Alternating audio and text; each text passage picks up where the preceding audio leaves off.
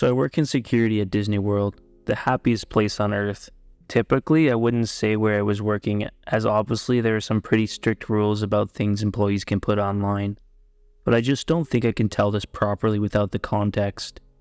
And honestly, I think this may be it for me anyway with this job. I just can't see myself working here any longer now. I've been with the company for 23 years. The first 20 years I worked in the parks, nabbing shoplifters and rounding up people who were drinking too much for the heat.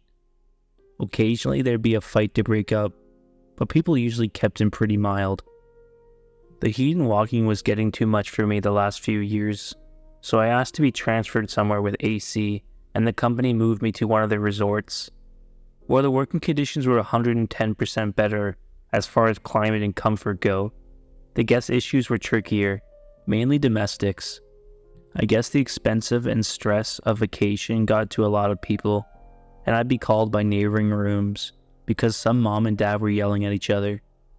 I tried to suggest they take a nap or go do separate activities for a bit, and that would usually calm them down. But none of that is what I'm here for. I've got to get this out while I have time. 3 days ago, I got a call from management.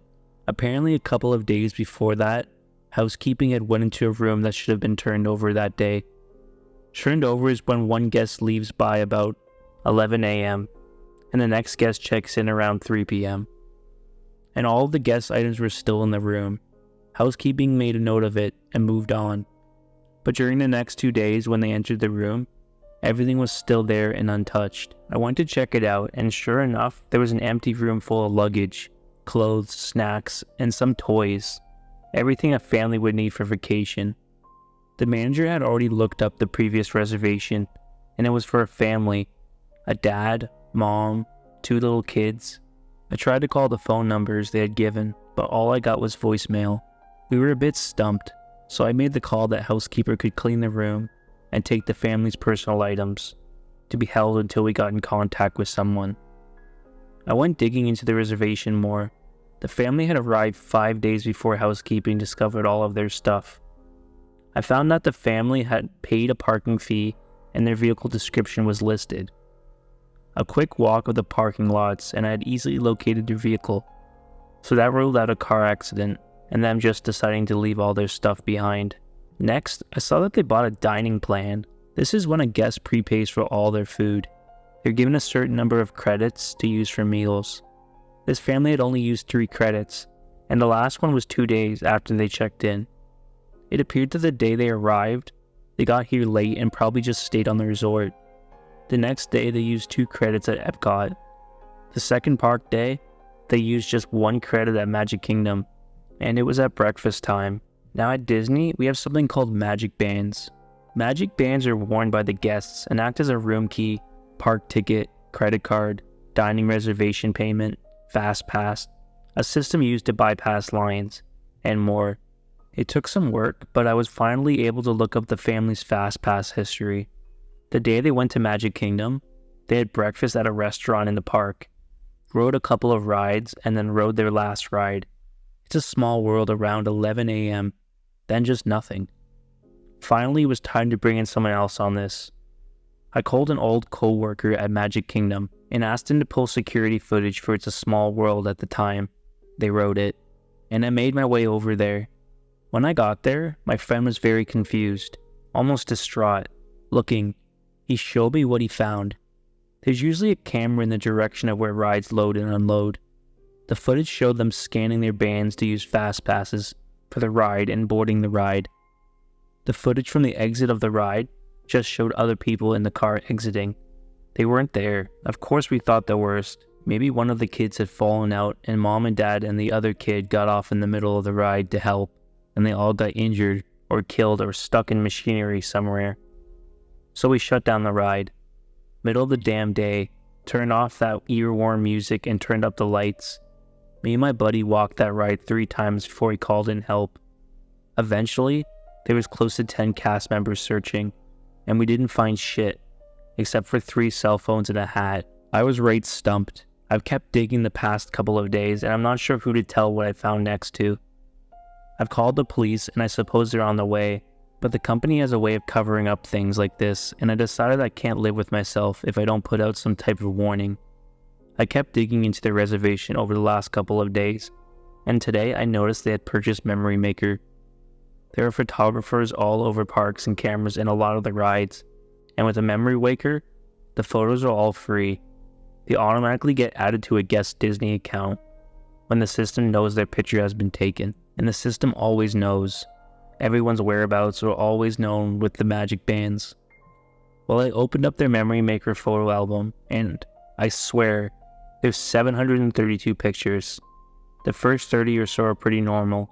Epcot, few rides, in front of the castle, but the rest are all in a small world. The rides only take one picture per go around, so it appears as though the family has ridden the ride over 700 times. The first picture was pretty normal. Everyone looked happy. It was a busy day and a full car of guests. The next one is rough to look at. The car is empty except for the little family, and they look so darn confused. The next 10 to 15, I can see Dad getting angry, yelling. Mom is holding on to those two kids like her life depends on it, and you can see the kids getting increasingly upset, crying, and it goes on and on and on. After 50 or so, it looks like they're trying to get out. In one, the dad is missing. In another, they're all gone. Maybe like they bailed early in the ride and tried to walk out. But in the very next one, they're all right back in that damn car. After around 450 or so, I only see the mom and kids. It's just when I look closely I can see Dad. Maybe just his body now, slumped down in one of those other seats. Since about 675, they're just mom and one kid. Another body in another seat. The mom and kid aren't moving anymore. I think the two are still alive, just damn near catatonic, looking straight ahead, and pale. And y'all, I swear on my fucking life, the dolls are moving or something. In some of these pictures, I can tell they aren't where they should be. I even saw one with a doll in the car with his family. I can't look anymore. I'm going to lose my lunch. I closed the album. Its file size has increased since I closed it. God, are there new pictures being added? I see on a security camera that the local PD just arrived, so they'll take over soon. I wish I knew what the fuck is going on, but I also wish this damn thing had never landed in my lap. I don't think I'll be able to update this. After I talk to the police, I think I'm going to walk out here and never come back. I just wanted to get this out there, before Disney feeds the media some bullshit cover-up as to why a whole family vanished. They didn't vanish. I know where they are. So, I have visited Disney constantly when I was younger. The vibrance of the park, the fresh smell of cookies and bread, and of course, the castle that everybody loves. I loved all of the attractions, the snacks, and the characters. Of course, those things were meant to distract you from the deep dark secrets below ground. The halls for the garbage, the mass shared underwear, the endless amounts of sick. I can go on. But there is one vivid fact that lingers with me ever since I had left that hell on earth. No one dies at Disney. I applied to work in the Orlando park when I finished my bachelor's, and I got lucky out of a few dozen. Sure, it was a janitorial job, but nothing gave me more thrill than working on the same park that basically housed my childhood. And I was given a decent pay, some benefits, and I was given a shift from noon to midnight. Perfect to smell the cookies in the day, to enjoying the fireworks at night. I worked with two people that wore suits and were some of the greatest people I had known at the park. Jim, who was tall yet lanky enough to wear the goofy costume, and Damien, who had the talent to voice Donald perfectly, thus had the job of working the suit. They were amazing to work with and loved their roles. Of course, they were a little older than I was, so they knew more of the park than I did. When I was starting to work there, Damien was given the task of showing me around the underground. "Oh yeah, bud. You'll love working here. Of course, you'll be down here most of the time, but you'll get used to it." Damien was the giddy one with lots of energy, so I had to keep up and pay attention simultaneously. He showed me the security room, the suit room, the medical room, and the garbage disposal machine, where we had to wear masks to dispel the smell. At the end of our tour, we passed a door that seemed a bit off. There were many locks on it, and what seemed like padding surrounding the door frame. I asked what the door purpose was, and Damien stopped. His normally cheery and boisterous demeanor shattered, and he spoke with fear and resentment. "Don't enter that door. Don't ask. Don't wander. Don't attempt. Let's keep going." I was kind of scared after that, but I followed his orders. I enjoyed the work I was given despite the area and tolerated it for a while. The annual fireworks for the 4th of July was happening later during my shift, and I helped Damien and Jim into new suits. These suits were different than others, since they were made with dry fur and had plastic gloves and eyes. Jim didn't like the suit very much, but had to wear it since it came with a raise, and Damien didn't care. They were going to stand on a raised platform and wave, so it didn't matter what suit they wore. I was a bit concerned for them, but they reassured it was going to be fine. I wish I convinced them to think otherwise. Later on, the fireworks were lighting up the starry night sky in a blaze of glory. The kids and parents alike enjoyed the view while their pals Donald and Goofy waved above. I was cleaning the underground during that time, and something happened. Disney paramedics rushed through carrying 2 horribly burned suits that were crying and screaming in agony. I rushed behind and went into the medical room after. The new Donald and Goofy suits, which were still being worn by Damien and Jim, were present. Jim had lost both legs, half his right arm, and had firework shards on his chest, while Damien's suit beak was torn straight into his jaw, which was also torn off. He was missing both arms and had the suit's legs charred onto his. The fireworks had lost their stand during their takeoff and shot a big bomb near them, launching them into some flammable shrubbery. The sight of that made me so sick I nearly passed out. The boss came through and assured me it'll be okay, but I knew they were going to die. I ran through the underground into the bathroom, threw up and cried for my friends. Later on, their names were erased from the work schedule, and their work folders were burned. The bosses and coworkers never mentioned their names again, and I heard the door that was padded was opened and shut. I tolerated that job for the rest of the year, cleaning near their workstations occasionally and letting a tear drop. Every time I cleaned around that door, I sometimes hear a knock or a whistle, or a whisper, saying, "Buddy?" Something Damien used to say to me. I shuddered every time I heard it. I went to the boss to collect my last paycheck, and I mentioned Damien's name. "Who? Damien? The Donald that died in the summer?" Then he said something to me that took all the magic out of that park. "Don't be ridiculous. No one dies at Disney." I left with fear in my mind and a gut-wrenching feeling. Whatever was behind that door, it was not special or important enough for them to care. It haunts me to this day. But people don't know about the darkness that surrounds the beauty and fun of Disney. Let me first get this out of the way. I love Disneyland. I always have. The Haunted Mansion, Pirates of the Caribbean, Space Mountain. Call me a goofball if you want. I love them all. As long as I can remember, there was always a certain rush of magical excitement whenever I talked about it. The smell of the train's axle grease mixed with fresh popcorn as you first step down the main street, your first glimpse of Sleeping Beauty's castle sitting bright and vibrant against the Southern California sun, a wonderful dilemma of having to choose between the Matterhorn or Mr. Toad's Wild Ride. All of this comes with one caveat: the crowds. But with such great adventure about to happen, who cares? We're all there for the same reason. Well, maybe not everyone. These feelings I have towards the happiest place on earth were ones I wanted to share one day with my own kids. And for the most part, I have. My son, who's 10 years old, is just now appreciating the magic. Admittedly, however, not as much as I did at his age. But last week, I saw his excitement finally spill over as we parked the car and hopped on the tram for our annual summer visit. In late August, the crowds sometimes thin out as school seasons are beginning. This is different for us. Having homeschooled our son since the 4th grade, we have more freedom with our schedules than most, and this trip to Disneyland has become our unofficial end of summer and a start to his school year. We all have our favorite rides. My wife and I, the Haunted Mansion, of course. My son's favorite, surprisingly, is the Jungle Cruise. Looking back, it was a fitting place to meet them, while waiting in line for a ride with a savage survivalist theme. A boat ride where everything goes wrong and you're attacked by all sorts of wild animals, because that's what they were, wild animals. They seemed normal enough, a wholesome family of 5 and as friendly as can be. It was the young boy, about the same age as my son, that started the conversation.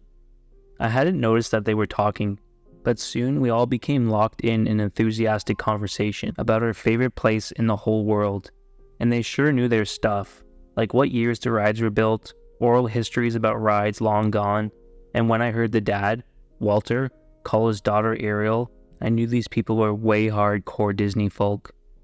Walter and Belle have been together for over 20 years, and with their 3 kids, Ariel, Donald, and Woody, make up the most intense Disneylanders one could ever meet. Everything about them was branded in Disney, in some way or another. From the matching mouse ear t-shirts, or the branded lanyards filled with collectible pins, right down to Ariel's pink Minnie Mouse sneakers.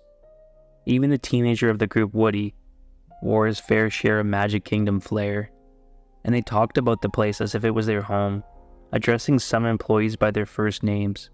Funny thing, the employees certainly didn't respond as if they knew or even recognized them. It was nothing but confused looks in return. Maybe that should have been the first sign we could have picked up on, or the fact that they were all named after Disney characters, but we didn't. In fact, after the first ride, we became Disney pals, so to speak. We went on a few more rides together, and it was nice, especially for my son, since he homeschools. Making friends can be challenging, and watching him mixing it up with Ariel and Donald was gratifying. Both Walter and Belle were nice too, and were filled to the brim with all sorts of Disneyland facts. Woody, however, was not so friendly. He would stand there quiet and observant, but he was a teenager after all. After a ride on Peter Pan's flight, we stopped off to get a refreshing cola and have a quick seat to rest. We sat together in the shade as we waited for the kids to finish their drinks. Meanwhile, Walter's Disneyland stories started to become strange.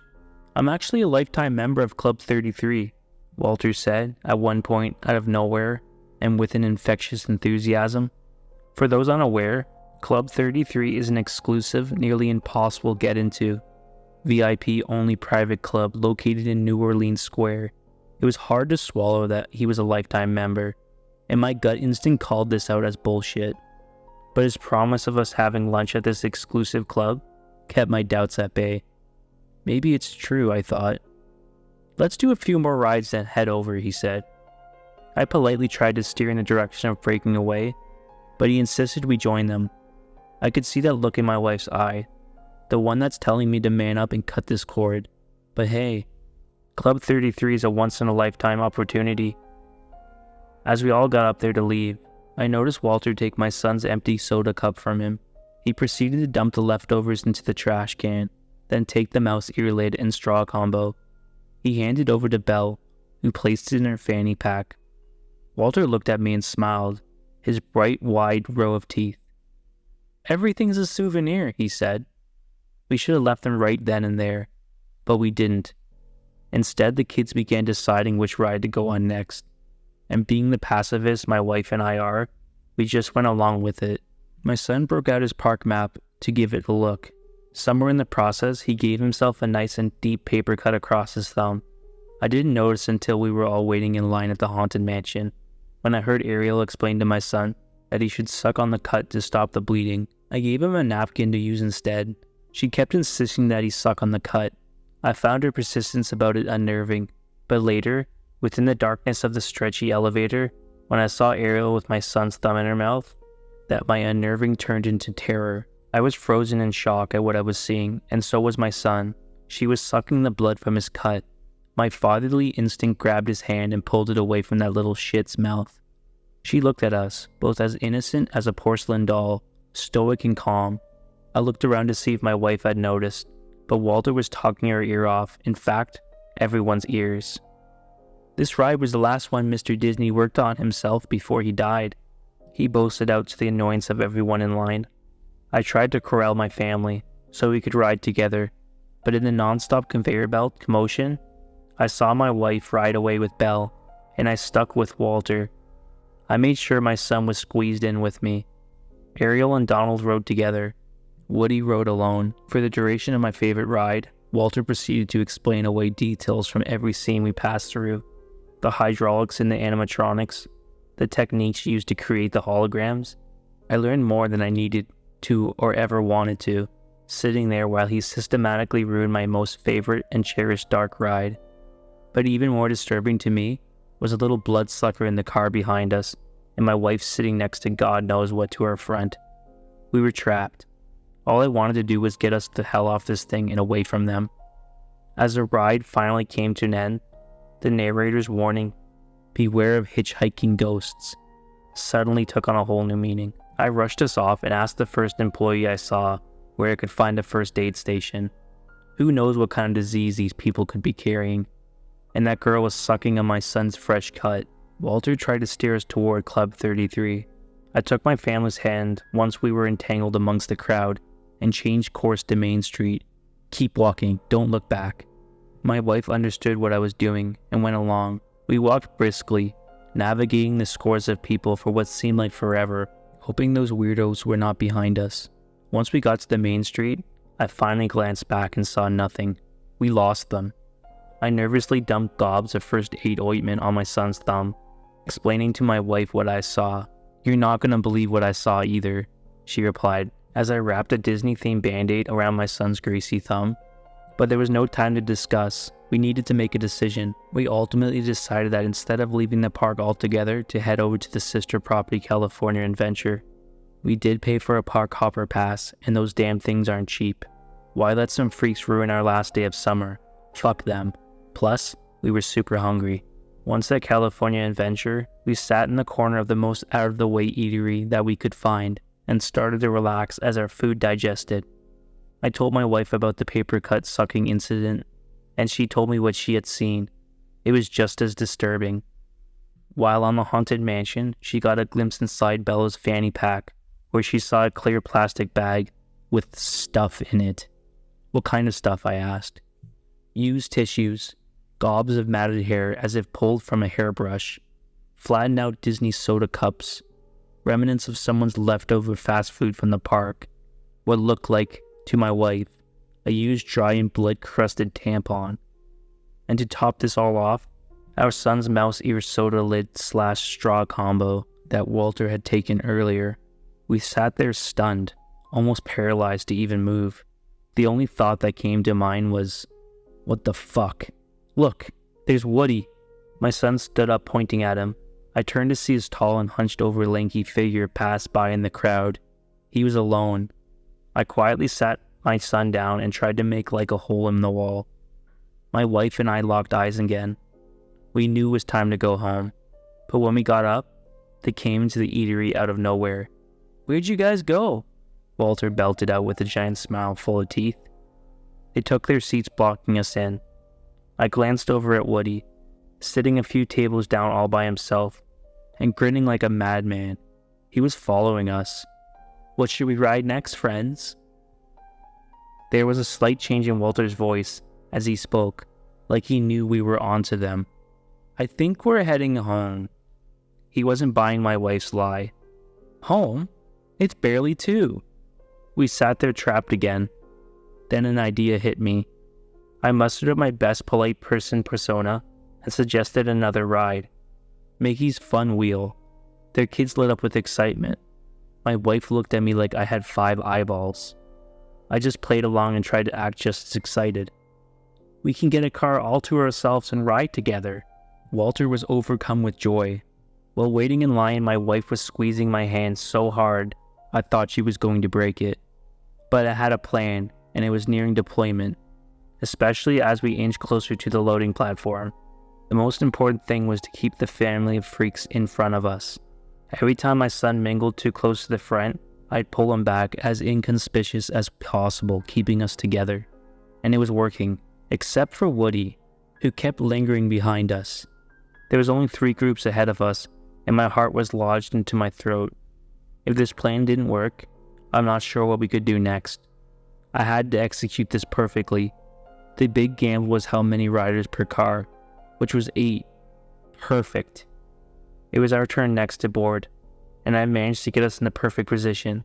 They were to our front, and therefore would board first, even that creep Woody. When the wheel turned and our gondola was ready, I casually took my family's hands.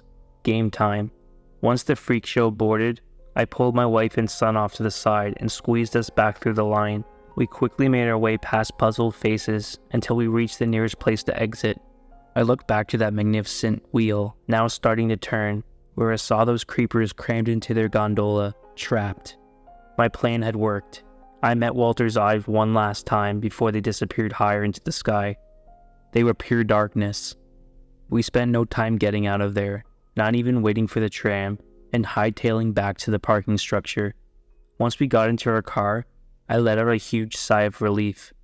"What are you doing? Start the damn car." My wife was not so relieved, and she wouldn't be until we were completely out of there. I started the car and backed out, looking first to my son in the back seat. A feeling of anger came over me. What a shitty day for him. I noticed his band-aid was gone. "It fell off somewhere," he said. Fitting, I thought. We drove him in silence. It's been almost exactly 1 week since our doomed trip to the happiest place on earth. We've had a few family talks about not letting things get in the way of our fun time, no matter where we are. We should not let that bizarre experience get in the way of future visits. I mean, shit happens, right? I was feeling really optimistic about everything until I went to collect the mail yesterday. There was a plain, unmarked envelope mixed in within the week's mail. I opened it, and inside was my son's band-aid, along with a note written on. "It's a small world, stationery." It read, "Everything's a souvenir. Your friend, Walt." I hope everyone enjoyed those stories. I love Disney creepypastas. They're just so dark and interesting to listen to. I hope you guys did enjoy them. And as always, stay depraved.